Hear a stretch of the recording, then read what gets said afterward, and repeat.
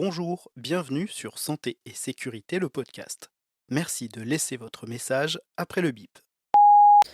Bonjour, on retente le premier enregistrement que j'avais fait. Hem, je vais me présenter, je suis médecin généraliste remplaçante non thésée. Je travaille dans une agglomération. Actuellement, je travaille dans le cabinet où je vais m'installer une fois que je serai thésée en tant que collaboratrice, à mi-temps. C'est-à-dire que je vais travailler, c'est déjà le cas, mais les mercredis et les jeudis et un lundi sur 2 et un samedi sur 3.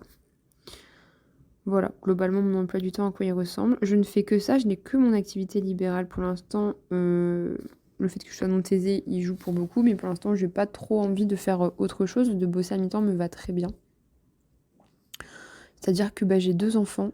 Un garçon de 2 ans et demi et une petite fille de 4 mois, presque 5. Donc autant te dire que j'ai envie de profiter de mon week-end avec eux quand ils sont pas à la crèche. Et que la semaine, j'aime bien pouvoir m'occuper de maison. Même si là, en ce moment, quand je suis à la maison, ma fille est avec moi puisque on n'a pas assez de jours à la crèche. Mais bon, c'est un détail.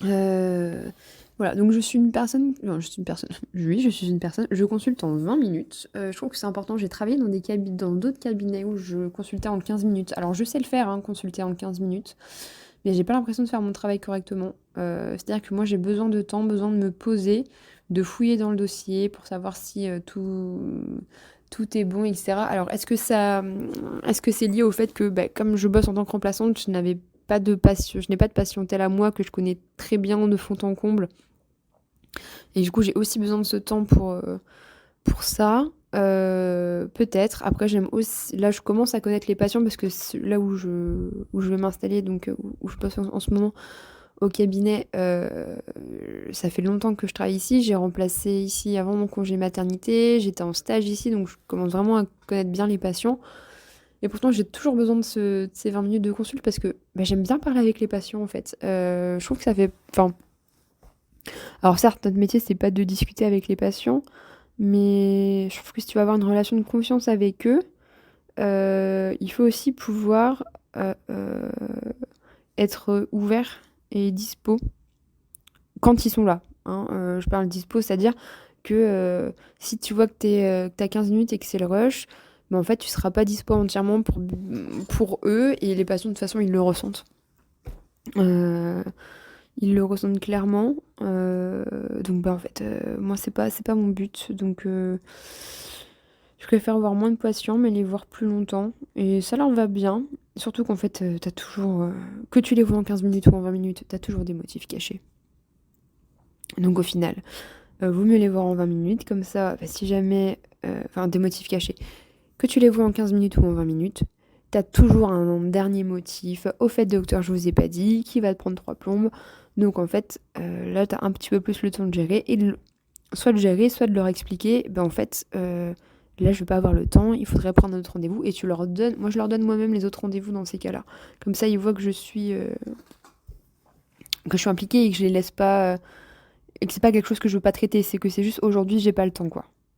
Et que ça nécessite. Et je leur dis ah, mais non mais il faut une consulte entière pour ça parce que sinon ça va me prendre trop de temps en fait. Généralement ils sont assez réceptifs à ça.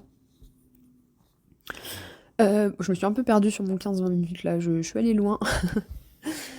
Euh, les 2 premières semaines de janvier j'ai travaillé exceptionnellement tous les jours. Parce que ma future collaboratrice est encore en congé maternité. Donc j'ai bossé tous les jours à sa place. C'était extrêmement fatigant. Je pense que ce qui va revenir le plus dans ce enregistrement, c'est que je suis fatiguée. J'ai... Ouais, ça va être que je suis fatiguée, je pense. Ça va revenir beaucoup, à mon avis. Donc j'ai travaillé tous les jours, du lundi au vendredi, euh, et le premier samedi de janvier. Donc c'était 6 jours sur 7, là, c'était compliqué. C'était compliqué. Bon, je l'ai fait, hein, mais j'ai pas envie de faire ça tout le temps, tous les jours. Donc, tu vois, c'est pour ça aussi que le mi-temps, ça me va parce que j'ai bossé, enfin, en fait, j'ai testé, j'ai pas fait que du mi-temps dans ma vie. Donc, c'est là où je me dis, mais en fait, ouais, 2 jours et demi, parce que tu vois, je compte 2 jours et demi parce que c'est un lundi sur deux, mais en fait, ça va. Moi, c'est ce que je veux, parce que j'ai envie de pouvoir profiter aussi à côté. Enfin, bref. Donc, c'était surtout la fatigue là qui était prédominante les 2 premières semaines. J'ai pas eu trop de soucis médicaux. Ici, on arrive encore à avoir accès rapidement à des spécialistes via. Alors, moi, je passe surtout beaucoup par la clinique parce qu'on les a assez rapidement. Sur le CHU, c'est un peu embêtant parce que, en fait, euh, en fait, tout passe par des demandes qu'on envoie par mail ou par fax et après, c'est eux qui nous recontactent. Il y a quelques services qui ont mis en place des lignes directes avec un médecin d'avis. Par exemple, en médecine interne, médecine infectieuse, on peut avoir directement l'infectiologue de garde. Ils sont plusieurs, donc ton inquiet de garde, si tu as un doute sur les antibiotiques que tu veux mettre, tout ça, tu peux l'avoir tout de suite. Moi, en plus, je connais quelqu'un qui se spécialise là-dedans. Euh, donc je peux aussi le contacter si jamais j'arrive vraiment pas à l'avoir. J'ai pas trop envie de le déranger, donc en général je passe par la filière plus classique. Si jamais j'ai vraiment besoin et que j'arrive à avoir personne, je l'appelle. Euh,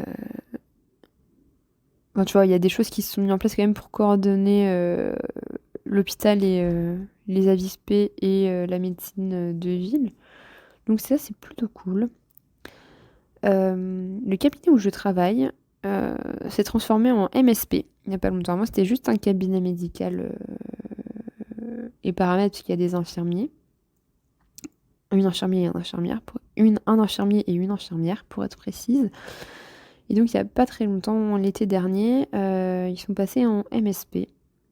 Donc, on n'a pas de nouveaux locaux, c'est juste que euh, ils ont intégré les différents professionnels qu'il y avait dans le quartier pour monter une MSP et,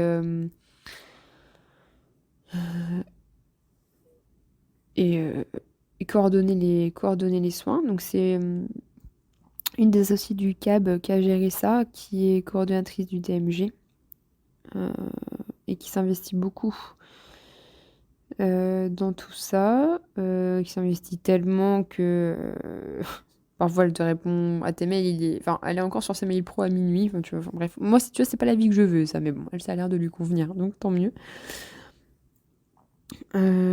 Donc, à voir ce que ça va changer. Enfin, globalement, ce que ça change par rapport au cabinet classique, c'est qu'on a un petit peu plus de réunions pour, voilà, pour se coordonner, etc.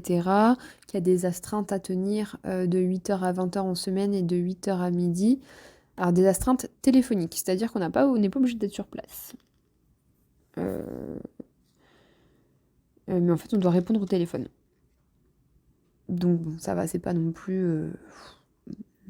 C'est pas épuisant, tu vois, ça comme pratique. Voilà pour le contexte un peu d'où je travaille. Je pense que je mélange un peu tout. Je suis désolée, c'est pas très structuré.